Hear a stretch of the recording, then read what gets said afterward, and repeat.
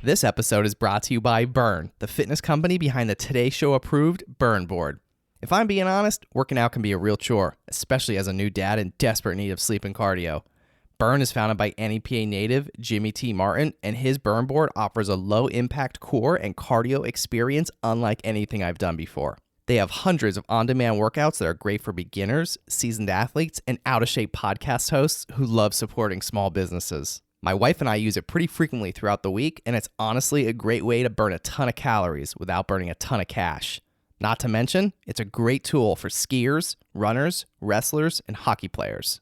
Jimmy is offering all On the Stacks listeners 15% off when they use the code STACKS15. Visit theburn.com today to get 15% off your purchase with code STACKS15 at checkout.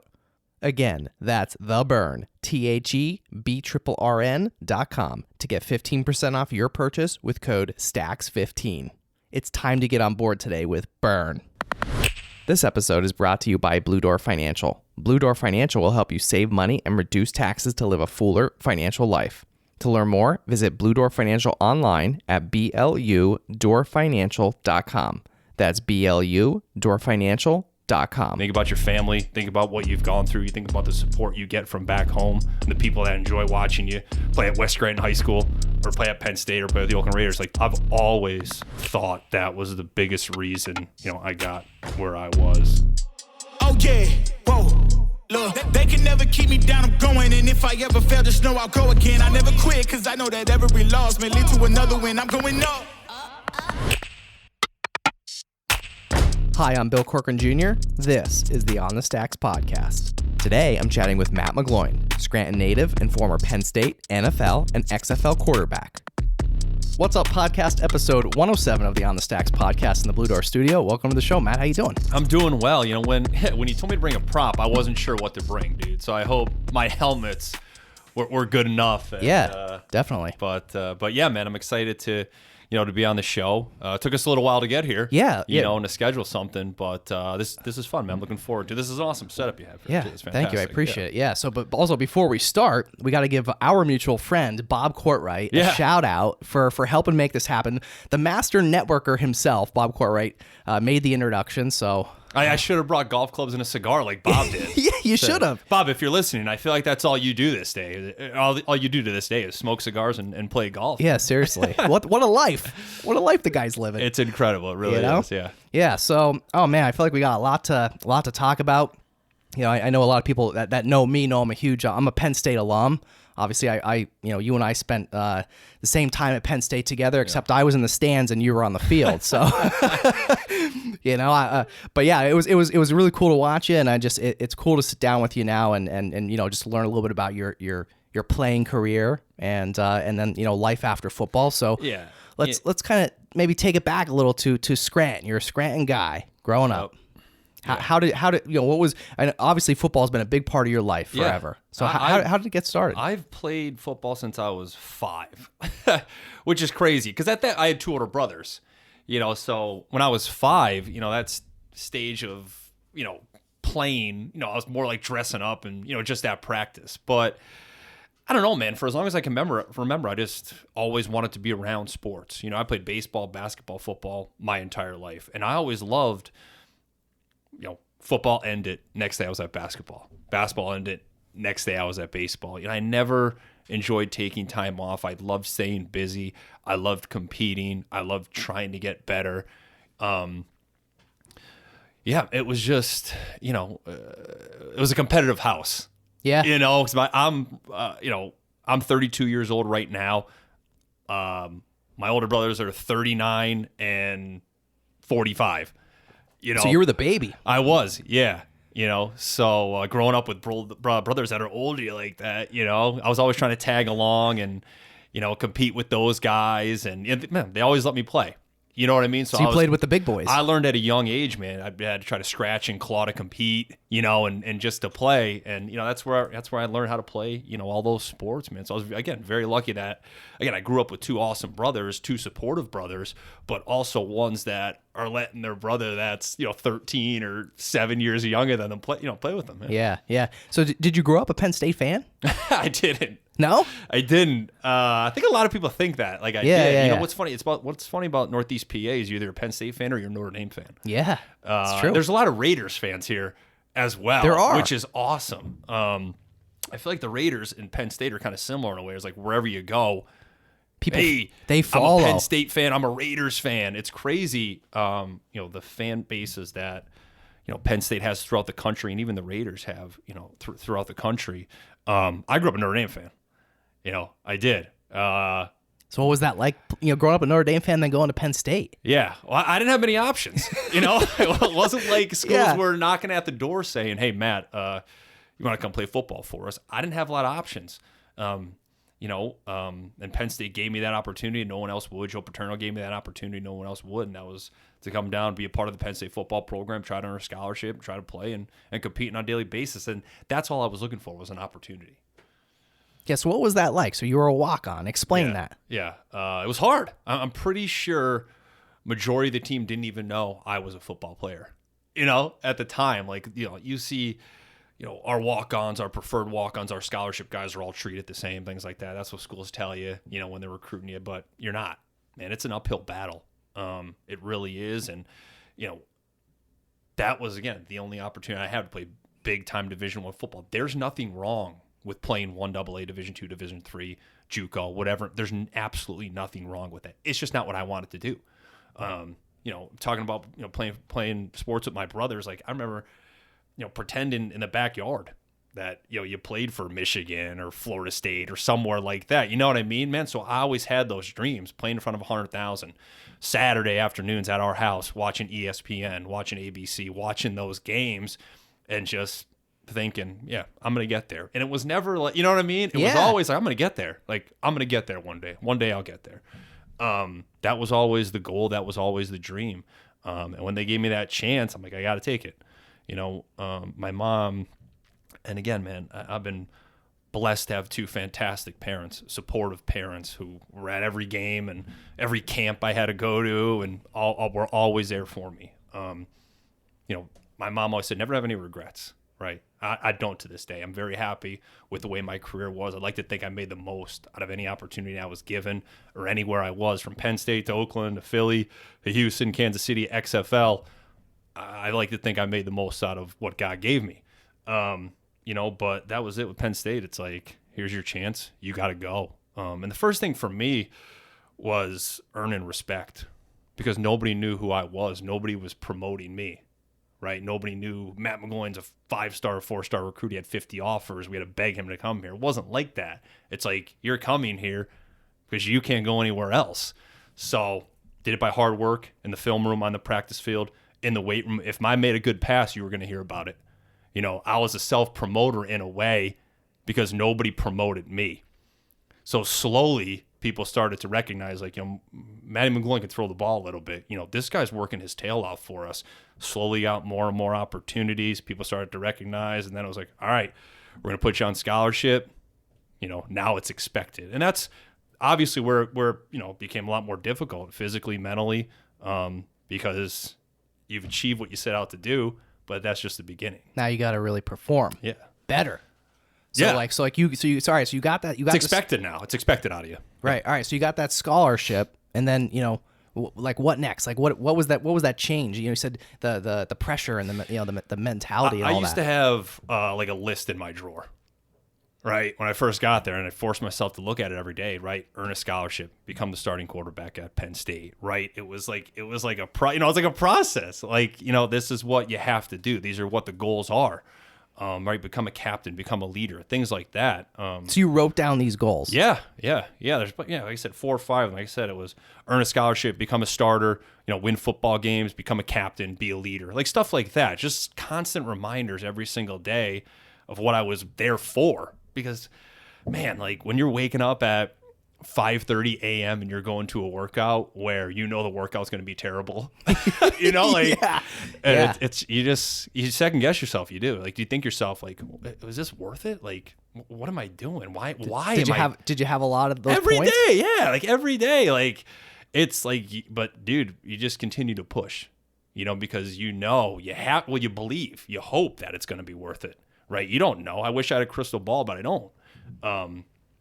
You know, so that's like, and that we were talking, you know, before the show started, like I miss the grind right now. Yeah, tell me about that. You said about the grind and the schedule. Yeah, I miss the schedule. I miss the grind. I miss, you know, the feeling of waking up every morning and competing and wanting to get better as a player and compete against guys in the weight room, on the film, or in the film room, on the practice field. So that competition, like that doesn't go away. So that's definitely what I miss, you know, about playing and about the game. You know, and I'm glad I still have that passion, that fire, that energy for the game, because I'm doing a lot of work in radio and doing a lot of work some work in broadcasting now, hoping to get more work there. But just trying to stay involved with the game, man. Like I've been around a lot of great players, around a lot of great coaches. So I feel like I have a lot of knowledge for the game that I'd love to share. Yeah. So all right. So tell me a little bit about your experience at Penn State. You know, the last couple of years, say that you started. Yeah. And I was telling you before we started the show that Joe Pa's 400th win. I was up in the stands. I was in the S zone senior year. It was a really cool thing. So, like, what are some of your favorite memories of playing in Beaver Stadium? Yeah, I mean, it's hard to top the 400th win, especially the way it played out, right? Yeah. I don't know if you remember, like I started the week before against Michigan. And you didn't start that game, right? I started the Michigan game. I didn't start the 400th game. You didn't start that game. Yeah, they put you in down 21-0. You know, it's right? Like it goes, so it went back, like the start of the year, like there was a quarterback competition, right? Between myself and two other guys. Yeah. I felt like I won the competition. Absolutely. Like throughout the spring, I felt I won it. Throughout training camp, I felt I won it. Somehow, week one, I end up third on the depth chart. Yeah, like to this day, I have no clue why I was there. Never got an explanation for it. It was just like, all right, you're third. We're just going to place you here. And so, like, that was hard, right? But our starter got hurt during the Minnesota game, right? And that's, look, I don't care who you are. I don't care what sport you play. You never want to get your job by another player being injured, right? I've always just wanted to get my job because I'm the best at that position, right? But our starter got hurt, and they put me in the game. We're at Minnesota. I threw a couple of touchdown passes. We ended up winning the game. And then they're like, all right, you're going to start next week against Michigan. And it was a night game, my first start. And, like, the way Penn State, I don't know what they do to this day, what their traditions are now. Like, but, we used to stay at Toftrees. We would take the bus in to the Lash building, get our uniforms on there, and then we'd bus over to Beaver Stadium. And I remember being dressed in my uniform, like getting ready to go onto the bus, but I'm standing outside by myself, and you can see Beaver Stadium from just outside our locker room. And I remember just standing there watching, the lights of the stadium, like you can hear people cheering already, and just like I talked about in the back of your mind thinking, were things worth it? At that moment, it's like, oh, hell yeah. Everything I've gone to this point, gone through to get to this point, it's all worth it, man. The hard work, the dedication, the commitment, the belief, you think of the doubters along the way. Not that I ever cared about their opinion. But you had a lot of critics. No doubt, man. Yeah, but there's critics with anything that you do. But, like, it's just, like, I just smile. Like, I was right. Yeah, I was right. Not patting myself on the back, but So how have you dealt with critics throughout your career? I don't care. I don't. What is what it is. You know what I mean? It's obvious there's big responsibility that comes with playing, not just football, but the quarterback position. And playing the position, you get a lot of the credit that you don't deserve. But then, you also get shit on. Things go bad, you're going to get the blame. Yeah, it's your fault. And being me, a preferred walk-on and an undrafted guy in the NFL, like I make a bad throw. Well, that's why he's a walk-on, or that's why he's an undrafted guy. Where it's like, dude, apparently you just missed a touchdown. I just threw, or so, something like that. Like I'm here for a reason, man. Right. Like, and I always struggled like with that, like, and not just myself, but like some players, certain players. It's like, yo, I'm part of your program. I am part of your football team that you cheer for, dude. You know what I mean? Like, I'm here busting my tail to try to win and try to play, be a good teammate. And you just, like you said, you're just getting like crapped on. Like you can't get over the hump sometimes. It's hard. Yeah. But I just wanted to play, man. I just wanted the chance. And like the only thing that I cared about was what my teammates thought of me, what the coaches thought of me. You live in this little bubble. It's like you live in this own world, right? We 2012, like that was one of our mottos, ignore the noise. Right. I don't care what's going on out here. I don't. Right. Because I need the respect for my teammates. That's what I do it for. I can't let those guys down every single day. So, I mean, it is what it is. Like, you try to find ways to use it as motivation, I guess, but it doesn't, man. Like, I understand people now being in the radio world or the broadcast world. I know people have a job to do. I get it. You can't like everyone. You got to find the negative somewhere, but nobody can be as hard on me as I am on myself. That's what it comes down to. Same stuff you're saying, I know. Okay? I know I have to get better. I know I can't throw that ball, into cover 2. All right? I know I got to work this side, versus cover 3. I know I got to throw it. You don't have to tell me. I know I messed up, man. And guess what? If I do it again, I'm not going to be playing. Somebody else is going to be in there doing it. I know, man. I know, but you can't, So, but. So what was that, obviously I've been to, a bazillion Penn State, games as a student, and now I have season tickets now, but, what was that atmosphere like actually on the field, hearing the fans? What was that like from a player's perspective? It's hard. You can't, how can you describe it? You really can't. I know. I try to tell everybody. It's from a fan's perspective. I always try to explain what that feeling is like in Beaver Stadium. I think of a couple games. When I think of that, I had the chance to play my rookie year with the Raiders. I had a chance to play Thanksgiving Day at Dallas, and it's playing on a stage. You know what I mean? It's not even it's not even a football game. You're on a platform, on a stage, is what that felt like, and that's what that Michigan game felt like. It felt like the field was I got uplifted, on a stage or on a platform. You're surrounded by, the sea of white. There was a whiteout. The lights are so bright, and it's just again, that's a different world. It's nothing exists outside the Beaver Stadium walls. But you're focused. You're doing your job, and you ignore it, and then you score, and you're all right, you get excited, you look around, but then here we go again. You know what I mean? You're just so dialed in, and you're so focused to what you're doing and what your job is, that it may be loud. There may be 110,000 people screaming, but you don't hear it. You just kind of get in a zone. Yeah, you have to. Yeah.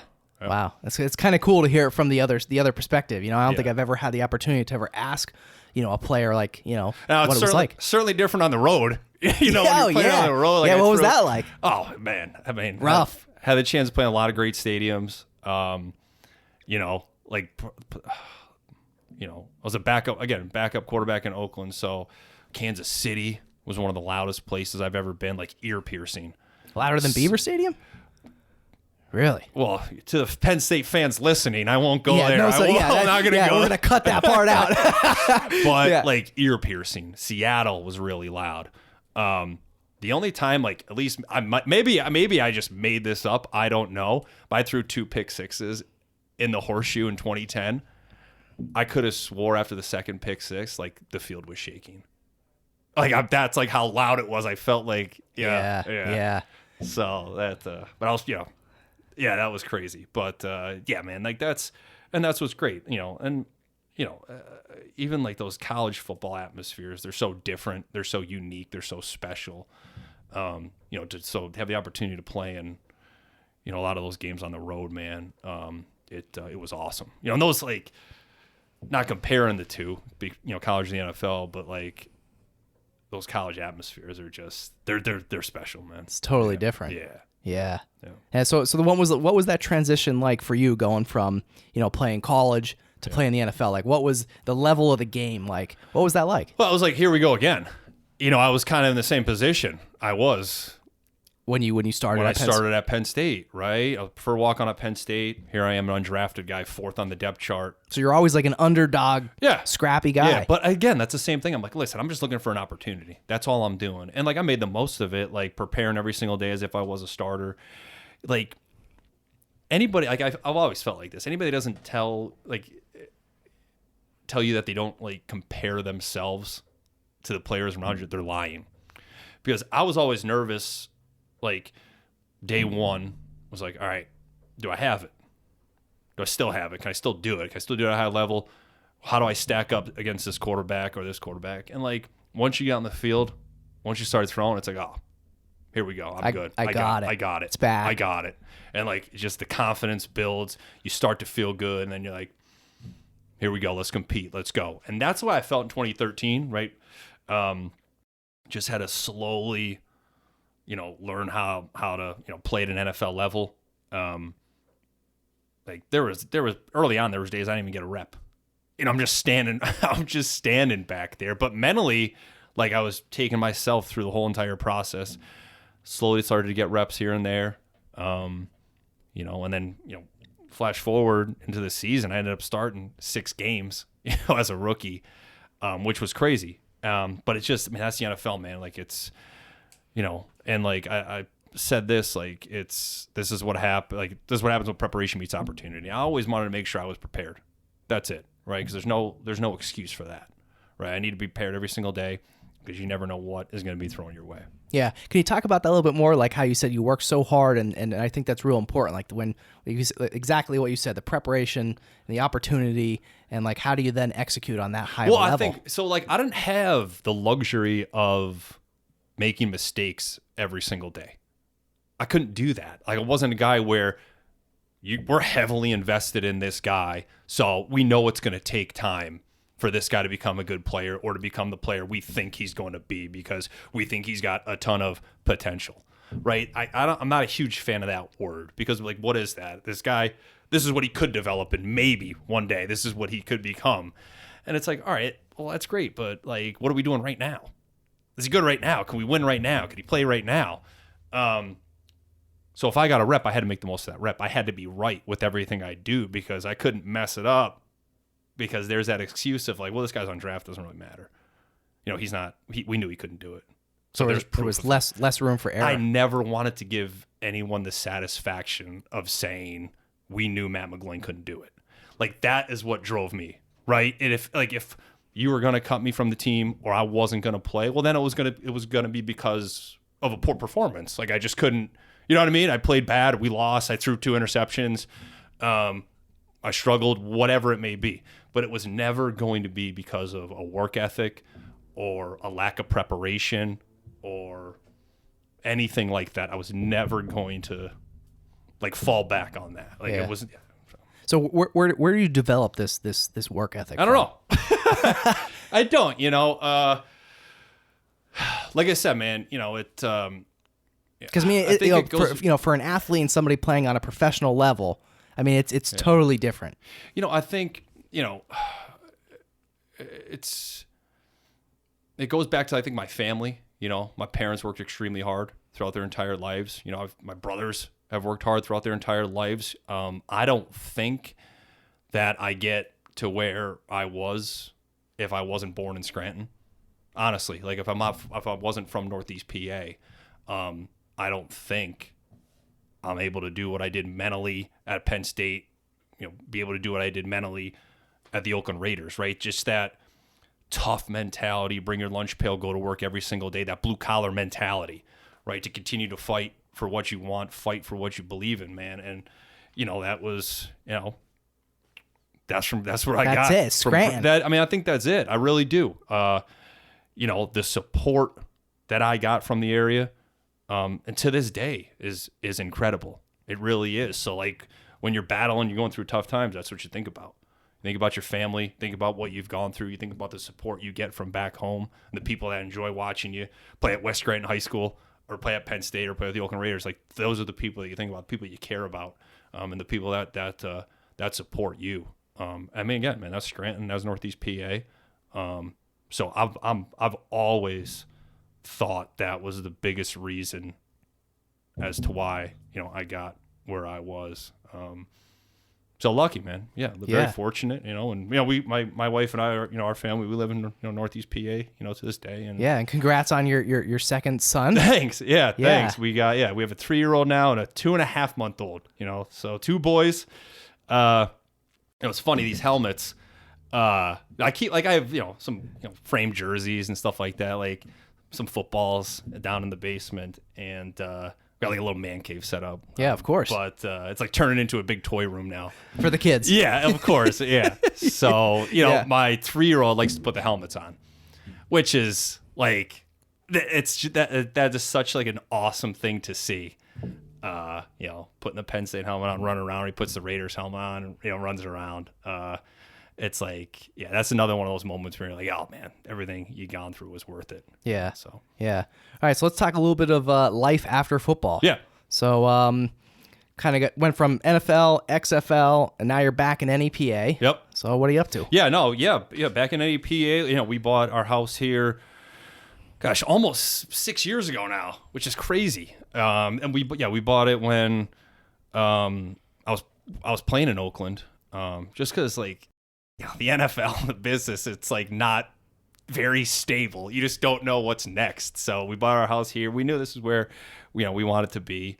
I majored in broadcast journalism at Penn State. So I've been doing a lot of radio work for SiriusXM, ESPNU, Big Ten Radio.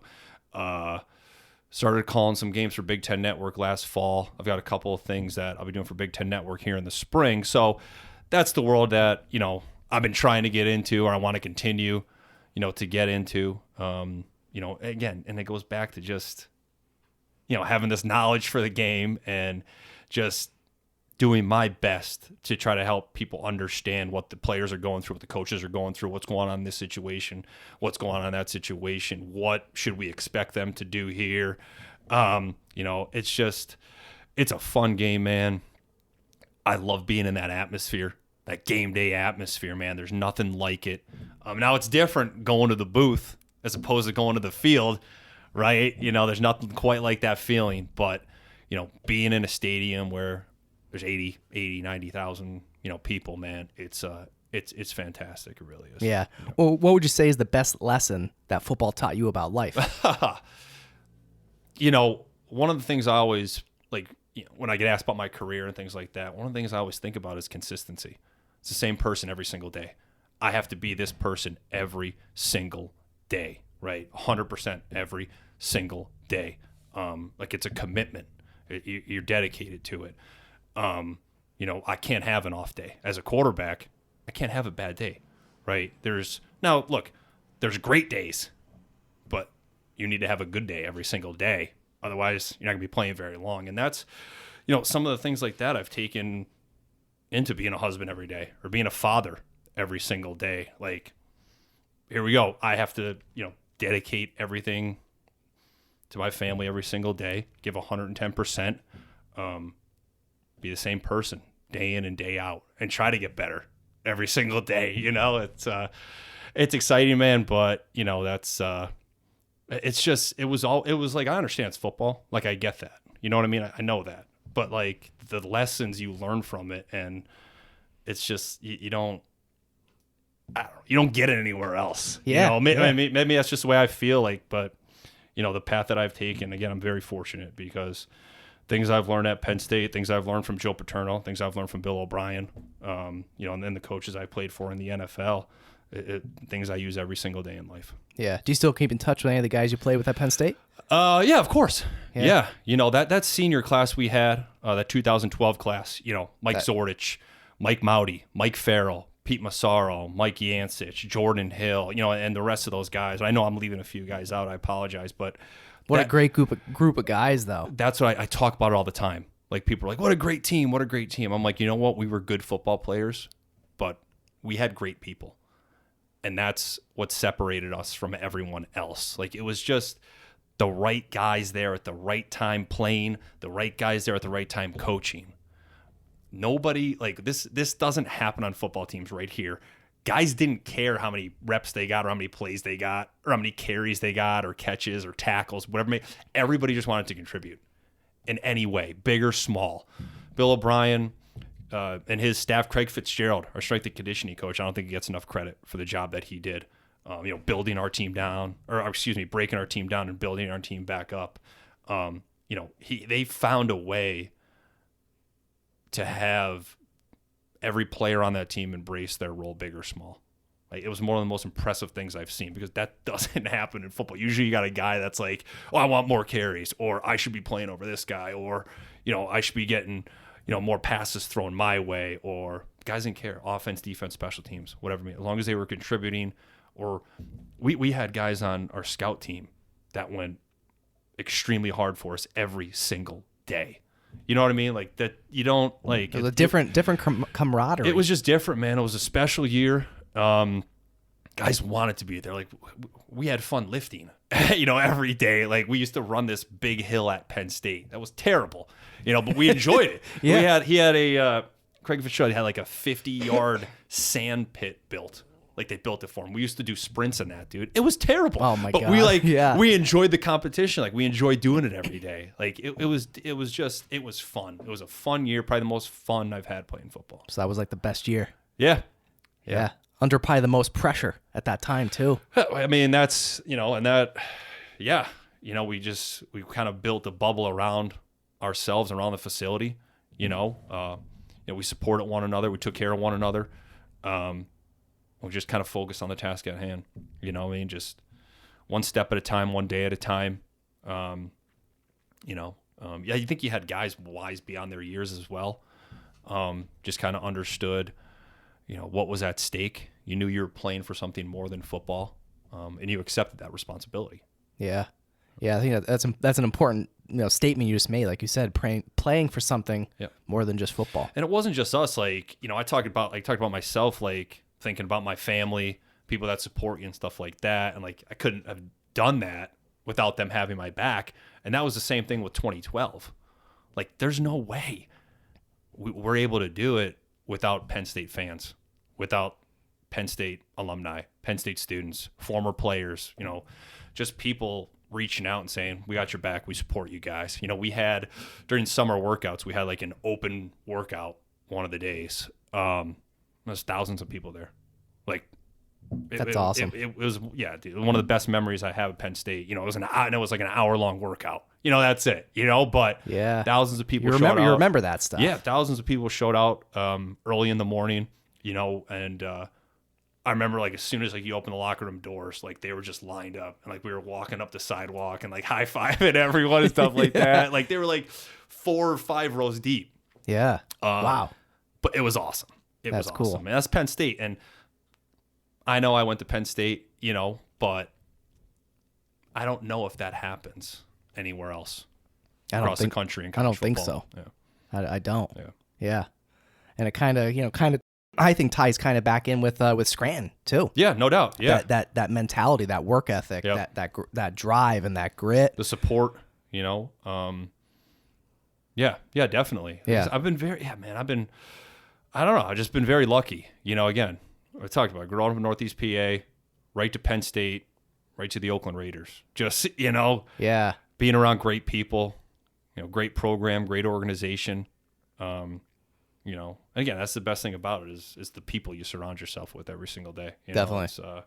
Yeah, man. Very, very, very fortunate. Yeah. One thing I'm surprised it took me this long to ask you about it, but you got your Dunder Mifflin shirt on. Yeah. Yeah, great choice. Yeah, it's funny. Like, we're like all throughout like the NFL, that was like, hey, McGloin, where are you from?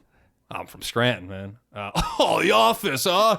I'm like, yeah, The Office. So you got that joke a lot. Like everywhere anywhere, you went, probably, anywhere, right? yeah, anywhere, yeah. Yeah. So you also have your own podcast now. Tell me about it. I do. Yeah, we do it's called Pay Dirt. It's a Penn State football podcast, and that's what we talk about. Majority of Penn State football in season. We'll talk a lot about who's Penn State's playing, like their opponent, things like that. We'll do a little breakdown. We started in August, and it's been great. Reception's been great. It seems like people are enjoying it. It's fun. Yeah, that's just like I said, man. It's another way to stay involved with the game, stay involved with Penn State football. Every Wednesday we release an episode. YouTube, Apple, Spotify, anywhere you can find podcasts, we're on. It's fun. I enjoy it. That's another. I love breaking the game down, talking about the game, man. It's a little opinion based show sometimes. But it's fun. No doubt. And you have a co-host, Tom. Yeah, Tom Hannafin, former WWE ringside announcer. He's now the play-by-play announcer for Impact Wrestling. So, and Tom's a Penn State guy as well. Also another Penn State guy. Yeah. So how did the two of you meet? Yeah. So I used to do an old podcast called The Underrated Hour. We talk just a lot about sports, football or NFL and stuff like that. Like that was fun. knowing Tom was a Penn State guy, I was a big wrestling fan. I still am a big wrestling fan. Growing up in the Attitude Era, of wrestling. Yeah. But I wanted to talk a little wrestling on the show. So I reached out to Tom. Tom, you want to talk about your career? How you got to WWE, what that process was like, what you're doing now, how the journey throughout professional wrestling has been. And he was like, of course. So we had him on the show. We kept in touch ever since the show. I got podcast company named Believe, BLEAV. I'm not sure if you heard of them. Mm-hmm. Reached out to me about doing a Penn State football related podcast, and I was like, that's great, but I would like to have a co-host, somebody to help drive the show. They're like, absolutely. So I knew Tom was just transitioning from WWE, trying to get more into sports. Reached out to Tom. He's like, absolutely, would love to do it.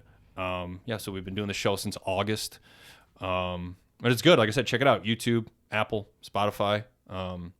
It's fun. It seems like people are enjoying it. Yeah, really cool. And you're also involved in the community. You have the Matt McGloin Foundation. Yeah, we work with the Scranton Area Foundation. We've been doing it for a few years now. So why did you start it? It's important. It's important to me. The area's important to me. Northeast PA is important to me. My dad, when I was growing up, my dad was president of Lackawanna Little League for a long time. So, like I said, just kind of seeing what he did, having great people around him and just, doing great things for the community and for the Little League and stuff like that. My dad worked for the city for a long time as well. So that was important to me everybody uses their platforms in different ways. But that was important to me to do. And again, the support has been great. Our golf tournament has done fantastic every single year. And any dollar that we raise stays in any PA. Like most recently, we've donated money to St. Joseph Center to help build a handicap accessible playground. And one of our more recent donations was to Ruth's Place in Wilkes-Barre, the women's homeless shelter, to help them fund a new kitchen. So, it's that's been great. And again, the support has been fantastic. Yeah. So when's the golf tournament? Be mid-July this year. Okay. We're just finalizing a date now. But it'll be at Glen Oak. But that's been great. It's fun, man. I stink at golf, but well, you're probably a lot better than most. I don't have much patience. You were a 3-sport guy, right? I don't have much patience, so I think you need a little patience to play golf. Yeah. But I mean, if I play golf, I got to get out early in the morning. It's kind of one of those things. I'm not a fan of playing at like noon and getting off the course at 5 or whatever like that. Yeah. So if I'm playing, it's got to be early. I prefer playing 9 holes over 18 holes. Mm-hmm. Maybe as I get older, I'll enjoy it more. But yeah, man, it's time consuming too. It's too slow.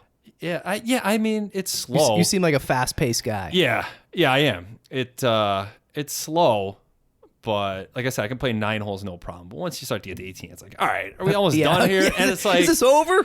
If I'm like on shot 6, 7, or 8 or like that, I'm like, I'm picking up. I'm done. Just let's move on. It's yeah.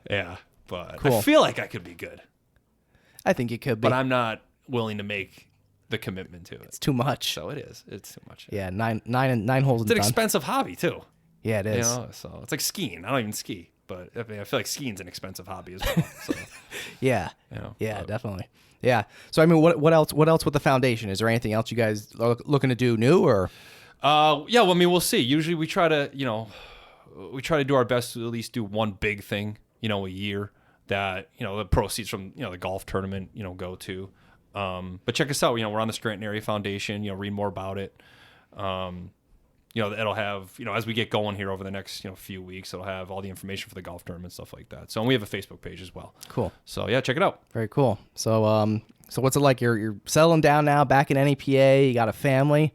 How does it feel to be, kind of back home? And it's always good to be home. Like it's not like, that's one of the great things is that, it feels like it never changes, right? And that's what I enjoy. I love being around family. My wife's from Pittsburgh originally, so it's 4.5 hour drive, when we want to visit her family, or if her family wants to drive up here. Family's important to us. But it's good. It's I haven't had too much time to really take it all in. Yeah. Just not to take it all in, but just I've had too much time not like playing, football or a sport or something like that. Like I retired in 2020, so it's been almost 2 years now. But just trying to stay involved with the sport as much as I can. Yeah, like I was gonna say, kind of how do you do that? Because I'm sure you're probably like so driven, you wanna.